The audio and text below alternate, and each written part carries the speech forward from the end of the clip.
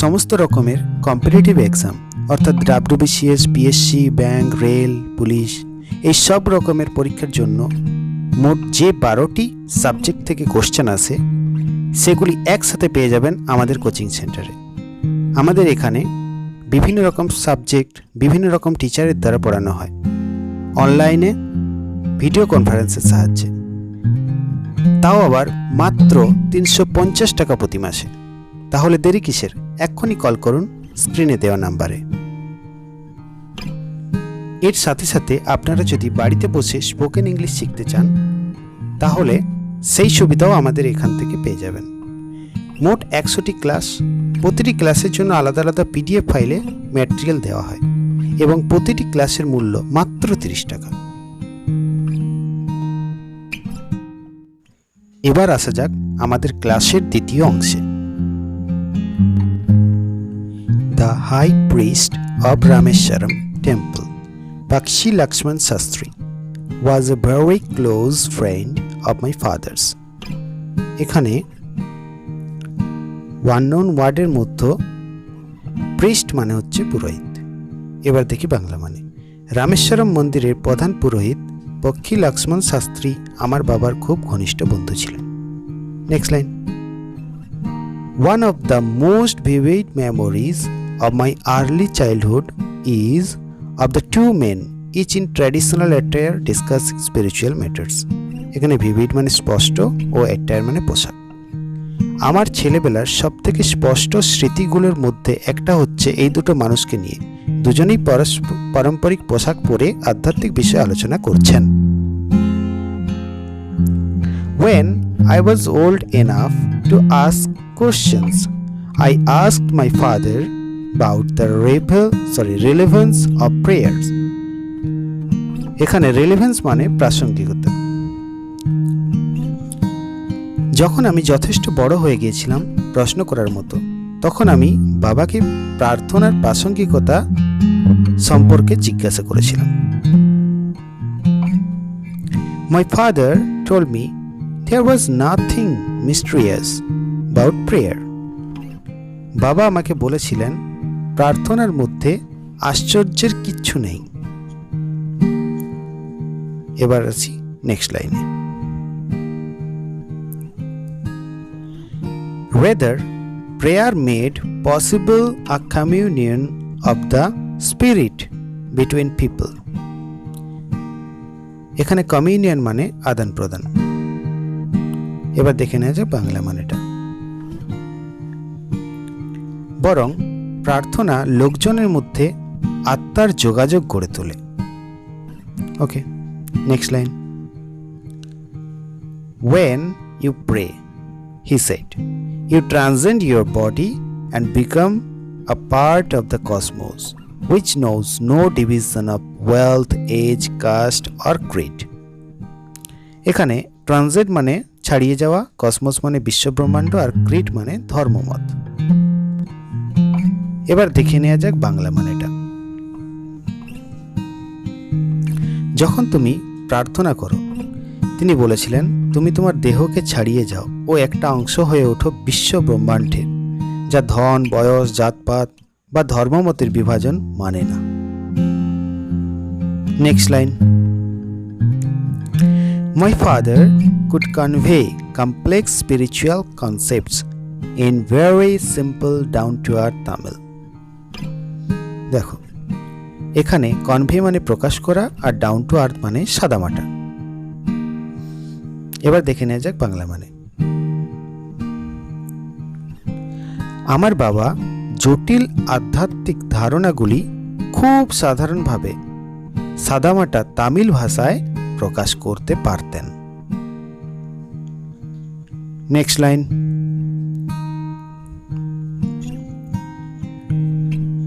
He once told me in his own time, in his own place, in what he really is and in the stage he has reached, good or bad, every human being is a specific element within the whole of the manifest divine being. এখানে অনেকগুলো বাংলা মানে আছে যেগুলো unknown. যেমন element মানে উপাদান, manifest মানে প্রকট হওয়া, আর ডিভাইন মানে ঐশ্বরিক। দেখো বাংলা মানেটা, তিনি একবার বলেছিলেন, নিজের সময়, নিজের জায়গায়, নিজের যেমন এবং সে যে জায়গায় পৌঁছেছে, ভালো অথবা খারাপ, এই সম্পূর্ণ প্রকট ঐশ্বরিক সত্তায় প্রতিটা মানুষ হলো একটি নির্দিষ্ট উপাদান। এখানে অনেকটা মানে একসাথে বলা আছে, তা একটু ভালো করে পড়ে নেবে। Next line, So why be afraid of difficulties, sufferings and problems? এখানে কোনো আননোন মানে নেই, তাই ডাইরেক্ট বাংলা মানে চলে আসে। তাই বাধা বিঘ্ন, দুঃখ, কষ্ট এবং সমস্যাকে কেন ভয় পাওয়া? ওকে, এবার চলে আসা যাক নেক্সট লাইনে। When troubles come, try to understand the relevance of your sufferings. এখানে রিলেভেন্স অর্থাৎ প্রাসঙ্গিকতা। এবার দেখে নেওয়া যাক বাংলা মানে। যখন সমস্যা আসে তখন তার দুঃখ কষ্টের প্রাসঙ্গিকতাকে বোঝার চেষ্টা করো। ওকে, এবার দেখে নেওয়া যাক next line. Adversity always presents opportunities for introspection. দেখো এখানে অ্যাডভার্সিটি মানে প্রতিকূলতা এবং ইন্ট্রোস্পেকশন মানে আত্মবিশ্লেষণ। প্রতিকূল পরিস্থিতি সর্বদাই আত্মবিশ্লেষণের সুযোগ করে দেয়। দেখো এখানে বলেছে যে প্রতিকূল পরিস্থিতি এলে সবসময় আমাদের পজিটিভ ভাবতে হবে। ওকে, এবার দেখে নিয়ে যাক next line. Why don't you say this to the people who come to you for help and advice? I asked my father. একথা তুমি তাদেরকে কেন বলো না যারা তোমার কাছে সাহায্য আর উপদেশের জন্য আসে? আমি আমার বাবাকে জিজ্ঞাসা করেছিলাম। এখানে যেহেতু আননোন কোনো ওয়ার্ড নেই, তাই ডাইরেক্ট বাংলা মানেতেই বলে দিলাম। Next line. He put his hands on my shoulder and looked straight into my eyes. অর্থাৎ তিনি আমার কাঁধে হাত রাখলেন এবং সোজাসুজি আমার চোখের দিকে তাকালেন। এবার দেখে নেওয়া যাক next line. For quite some time he said nothing, as if he was judging my capacity to comprehend his words. দেখো এখানে comprehend মানে বোঝা। এবার দেখে নেওয়া যাক বাংলা মানে। কিছুক্ষণের জন্য তিনি কিছুই বললেন না, যেমন তিনি হয়তো আমার ক্ষমতাকে বিচার করছিলেন যে আমি ওনার কথাগুলো বুঝতে পারবো কি না। দেখো এই লাইনগুলো খুব জটিল, তাই একটু ভালো করে পড়ে নেবে। Next line. Then he answered in a low, deep voice. এখানে কোনো আননোন ওয়ার্ড নেই। তারপর তিনি নিম্ন ও গম্ভীর গলায় উত্তর দিলেন। দেখো এর পরের যে লাইনগুলো আছে সেগুলো কিন্তু খুব important. Next line. His answer filled me with a strange energy and enthusiasm. এর মানে হচ্ছে ওনার উত্তরটা, আচ্ছা এখানে enthusiasm মানে হচ্ছে উৎসাহ, ঠিক আছে, বাকি আর ওয়ার্ড সেরকম আননোন নেই। তো দেখো এর বাংলা মানে। ওনার উত্তর আমাকে এক আশ্চর্য শক্তিতে ও উৎসাহে ভরিয়ে দিল। এবার কোটেশনের মধ্যে যে লাইনগুলো আছে সেগুলো হচ্ছে ওনার উত্তর, অর্থাৎ এপিজে আব্দুল কালামের বাবার উত্তরগুলো। ওকে, সো দেখা যাক এরপর লাইনটা কি আছে। সেই লাইনগুলোকে কিন্তু পরপর ফুলস্টপ ওয়াইজ আমি লাইন বাই লাইন মানেগুলো বলেছি, তোমরা কিন্তু একসাথে জুড়ে ওটাকে মানেটা বার করবে, ঠিক আছে? ওকে, দেখে নেওয়া যাক নেক্সট লাইনের মানেটা। Whenever human beings find themselves alone. As a natural reaction, they start looking for company. এখানে দেখো আননোন ওয়ার্ড সেরকম কিন্তু নেই।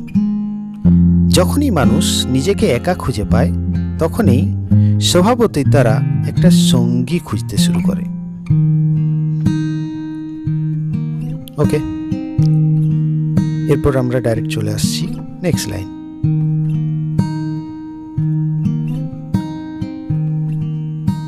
Whenever they are in trouble, they look for someone to help them.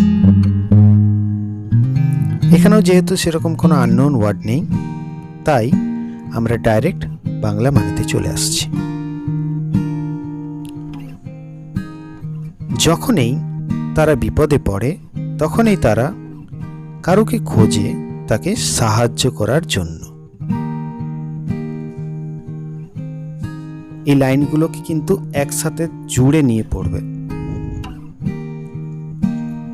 কারণ এখানে তোমরা দেখতে পাবে যে কোটেশনের মধ্যে পুরোটা লেখা আছে।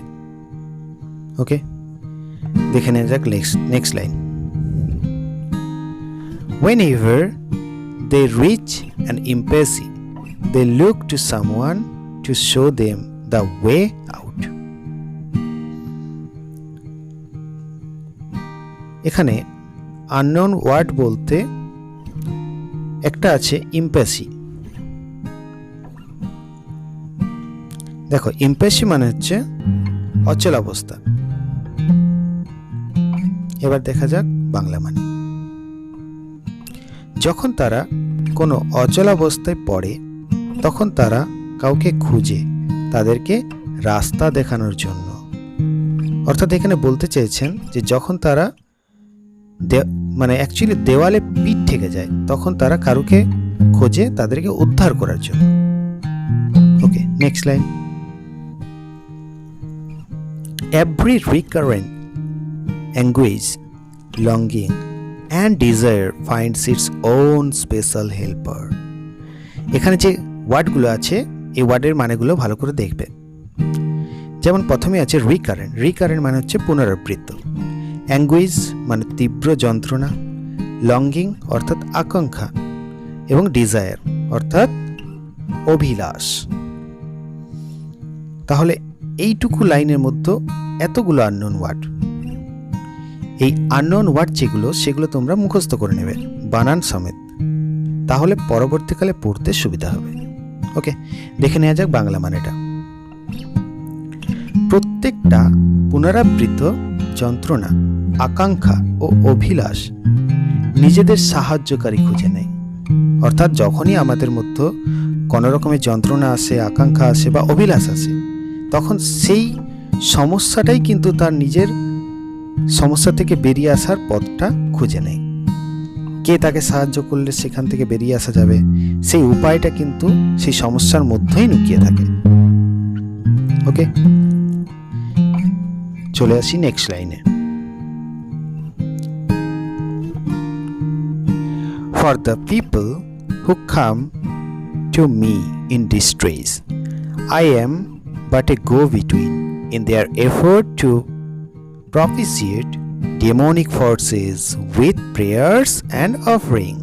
এখানে দেখো ডিস্ট্রেস মানে পীড়িত, গো বিটুইন মানে মধ্যস্থতা, প্রপিসিয়েট মানে শান্ত করা, আর ডেমনিক মানে অমঙ্গল বা খারাপ যেটা বা অশুভ সেটাকে বলা হচ্ছে ডেমনিক। ওকে,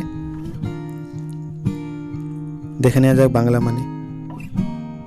দুর্দশায় পড়ে যারা আমার কাছে আসে তাদের প্রার্থনা ও নিবেদনের মাধ্যমে অশুভ শক্তিকে প্রসন্ন করার চেষ্টায় আমি তাদের কাছে শুধু মধ্যস্থতাকারী মাত্র। অর্থাৎ এখানে এপিজে আব্দুল কালাম বলেছেন যে ওনার বাবা ওনাকে বলছেন যে ওনার বাবার কাছে যারা সাহায্যের জন্য আসে তারাই তাদের অশুভ শক্তিটাকে দমন করে, কিন্তু ইনি তাদের মধ্যস্থতার কাজ করতেন শুধুমাত্র। Okay, next line. This is not a correct approach at all and should never be followed. দেখো এখানে আননোন ওয়ার্ড বলতে সেরকম কিছু নেই, তাই চলে আসছি আমরা ডাইরেক্ট বেঙ্গলি মিনিংয়ে।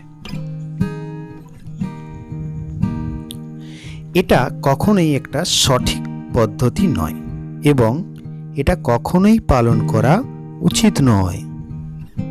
এখানে এপিজে আব্দুল কালামের বাবা নিজেই বলছেন যে উনি যে পদ্ধতিটা করছেন সেই পদ্ধতিটা কিন্তু সঠিক পদ্ধতি নয় এবং এটা কখনোই পালন করা উচিত নয়। ওকে, দেখা যাক next line. One must understand the difference between a fear-ridden vision of destiny and the vision that enables us to seek the enemy of fulfillment within ourselves. এখানে অনেকগুলো ওয়ার্ড একসাথে আছে। দেখো, এই ওয়ার্ডগুলোকে ভালো করে বুঝতে হবে, তাছাড়া মানেটা কিন্তু ভালো করে বুঝতে পারবে না। তাই ওয়ার্ডগুলোকে আগে ভালো করে দেখে নাও, তাদের মানেগুলোকে, দেন পুরো লাইনটার মানেটা আমরা পড়ব। ওকে, তাহলে ওয়ার্ডগুলো হচ্ছে ফিয়ার রিডেন মানে হচ্ছে ভয় জর্জরিত, মানে ভয় পেয়ে। ডেস্টিনি মানে নিয়তি অর্থাৎ অদৃষ্ট যেটা বলা হয়। এনেবলস মানে সমর্থ করা, আর ফুলফিলমেন্ট মানে পরিপূর্ণতা লাভ করা। এই চারটা যদি মানে তোমরা বুঝে নিতে পারো ভালো করে, তাহলে পুরো মানেটা তোমাদের কাছে সহজ হয়ে যাবে। এবার দেখে নেওয়া যাক পুরো লাইনটার মানেটা। প্রতিটা মানুষের নিয়তির ভয়ে জর্জরিত দৃষ্টি এবং সেই দৃষ্টি যা আমাদের অন্তরে লুকিয়ে থাকা পরিপূর্ণতা লাভে শত্রুকে খুঁজে বার করতে সমর্থ করে, এই দুই দৃষ্টির মধ্যকার পার্থক্যটা বোঝা উচিত। তাহলে এখানে কি বলেছেন যে আমাদের প্রত্যেকটা মানুষেরই বোঝা উচিত দুই রকমের দৃষ্টি আমাদের আছে। একটা দৃষ্টি হচ্ছে যে কি হবে কি হবে না এই নিয়ে ভয় করে থাকা, সেই দৃষ্টি, ভাগ্যের উপর সব কিছু ছেড়ে দেওয়া। আরেকটা দৃষ্টি হচ্ছে আমাদের নিজেদের মধ্যে সমস্যাটা আছে, সেই সমস্যাটাকে নিজেরাই সমাধান করব। ওকে, তো সেই দৃষ্টিটা, এই দুটো দৃষ্টির মধ্যে যে পার্থক্য আছে, সেই পার্থক্যটা প্রত্যেকটা মানুষেরই বোঝা উচিত। লেখক এখানে এটাই বোঝাতে চেয়েছেন। Okay, next line. I remember my father starting his day at 4 a.m. by reading the namaz before dawn. এবারে নেক্সট প্যারাতে চলে আসছে। এখানে দেখো সেরকম ধরনের আননোন কোনো ওয়ার্ড নেই। এখানে নামাজ বলতে ইসলাম ধর্মে যেটা আমাদের যেমন প্রেয়ার মানে মন্ত্র পড়া হয়, সেরকম ইসলামে যেটা পড়া হয় সেটা হচ্ছে নামাজ। আমার মনে পড়ে বাবা তার দিনটা শুরু করতেন ভোর 4টের সময় ভোরের নামাজ পড়ার পর। তাহলে এপিজে আব্দুল কালামের বাবা ভোর 4টার সময় উঠে নামাজ পড়তেন, তারপর ওনার দিনটা শুরু করতেন। ওকে, এরপরে দেখো নেক্সট লাইন। এখানে সব সহজ আছে, দেখো next. After the namaz, he used to walk down to a small coconut grove we owned, about 4 miles from our home. দেখো এখানে একটা মানে তোমাদের নতুন হতে পারে, গ্রোভ মানে অ্যাকচুয়ালি বন, একটু ছোট ধরনের বন যেগুলো, সেগুলোকে বলা হয় গ্রোভ। ওকে, বাংলা মানেটা দেখো। নামাজ পড়ার পর তিনি হাঁটতেন আমাদের বাড়ি থেকে প্রায় 4 মাইল দূরে আমাদের যে একটা ছোট্ট নারকেল বাগান আছে ওখান পর্যন্ত। অর্থাৎ এপিজে আব্দুল কালাম তো সাউথ ইন্ডিয়ার লোক ছিলেন, তাই ওখানে তো নারকেলের চাষ বেশি হয়, তাই ওনাদের একটা ছোট্ট নারকেলের বাগান ছিলেন, আর ওনার বাবা নামাজ পড়ার পর ওই নারকেল বাগান পর্যন্ত হেঁটে হেঁটে যেতেন। Okay, next line. He would return with about a dozen coconuts tied together thrown over his shoulder, and only then would he have his breakfast. দেখো এখানে আননোন ওয়ার্ড বলতে তোমাদের কাছে সেরকম কিছু নেই। হ্যাঁ, ডজন মানে 12টাকে একসঙ্গে 1 ডজন বলা হয়। তিনি ফিরে আসতেন প্রায় 1 ডজন নারকেল একসাথে বেঁধে কাঁধের উপর ঝুলিয়ে নিয়ে, এবং তবেই তিনি সকালের খাবার খেতেন। অর্থাৎ এখানে কি বলেছেন যে তিনি যে নারকেল বাগান পর্যন্ত হাঁটতে যেতেন, ওখান থেকে ফিরে আসতেন যখন, তখন প্রায় 12টার মতো, মানে প্রত্যেকদিন যে 12টাই আনবে তা নয়, কিন্তু প্রায় 12টার মতো নারকেল একসাথে বেঁধে কাঁধে ঝুলিয়ে নিয়ে আসতেন। তারপরেই তিনি ব্রেকফাস্ট করতেন। This remained his routine even when he was in his late 60s.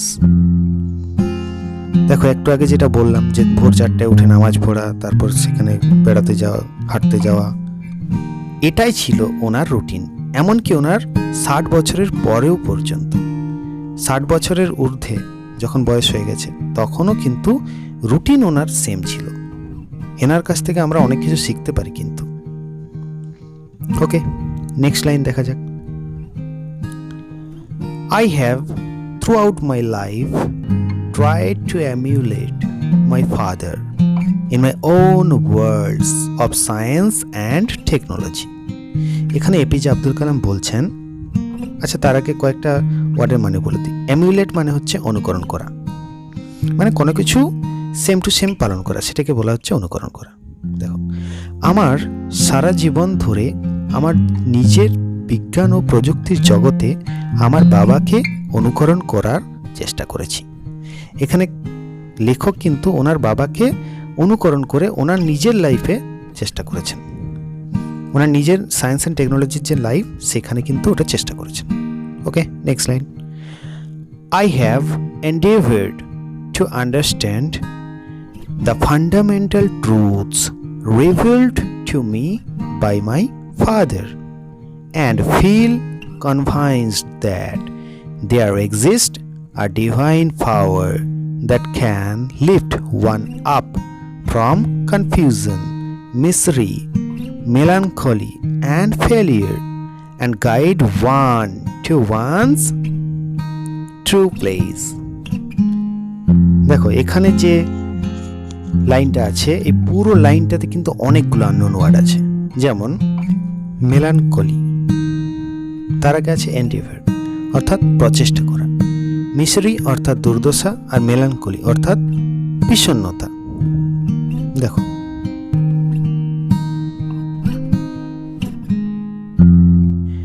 এবার আসি বাংলা মানে। আমি বুনিয়াদি সত্যতাকে বোঝার চেষ্টা করেছি যা আমার বাবা আমার মধ্যে উন্মোচন করেছিলেন, এবং এই নিশ্চিত উপলব্ধিকে অনুভব করি যে এমন এক ঐশ্বরিক শক্তি আছে যা কোনো ব্যক্তিকে বিশৃঙ্খলা, দুর্দশা, বিষণ্ণতা ও ব্যর্থতা থেকে উদ্ধার করতে পারে এবং তাকে তার সঠিক জায়গায় পৌঁছে দিতে পারে। দেখো, এই পুরো লাইনটার মানেটা বুঝতে গেলে তোমাদের কিন্তু কয়েকবার এটাকে ভালো করে পড়তে হবে।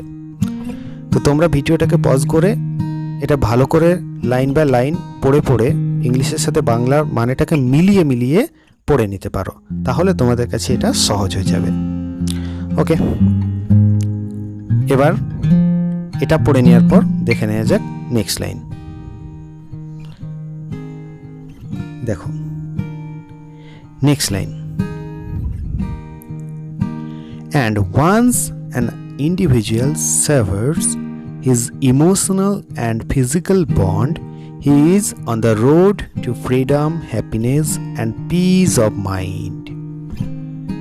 এখানে unknown word বলতে তোমাদের কাছে সার্ভার অর্থাৎ ছিন্ন করা বা বাদ দিয়ে দেওয়া, একটার থেকে অপরটাকে আলাদা করা। ওকে, দেখে নেওয়া যাক লাস্ট লাইনের মানেটা। এবং একবার যদি কোনো ব্যক্তি তার মানসিক ও শারীরিক বন্ধনকে ছিন্ন করতে পারে, তখন সে মুক্তি, আনন্দ ও মনের শান্তির পথে উপনীত হয়। অর্থাৎ লেখক বলেছেন, যদি আমরা আমাদের শারীরিক ও মানসিক যে দুটো জিনিসের যে বন্ধন, সেটাকে যদি আলাদা করে করতে পারি, তাহলে আমরা আমাদের এই লাইফ থেকে মুক্তি পাব এবং আনন্দ ও মনের শান্তির পথে উপনীত হব। ওকে, তো আজকে ক্লাসটা কমপ্লিট হলো। আশা করি সবার ক্লাসটা ভালো লাগবে। যদি ভালো লাগে অবশ্যই লাইক করো এবং সবার সাথে শেয়ার করো, কারণ তোমরা এটা যতটা শেয়ার করবে এবং সাবস্ক্রাইব করবে তত আমরা পরবর্তীকালে ক্লাস দিতে পারবো। ওকে, সম্পূর্ণ ক্লাসটা দেখার জন্য অনেক অনেক ধন্যবাদ। আশা করি সবাই ভালো আছো এবং এর পরের যে ক্লাসগুলো পাবে সেগুলোর জন্য অবশ্যই সাবস্ক্রাইব করে রাখো চ্যানেলটা, আর চেষ্টা করব খুব শীঘ্রই পরবর্তী ক্লাসগুলো দেওয়ার। এরপরেই থাকবে এর কোশ্চেন অ্যান্সারের ক্লাস। ওকে, সো আজকের মতো এখানেই সমাপ্ত। ধন্যবাদ।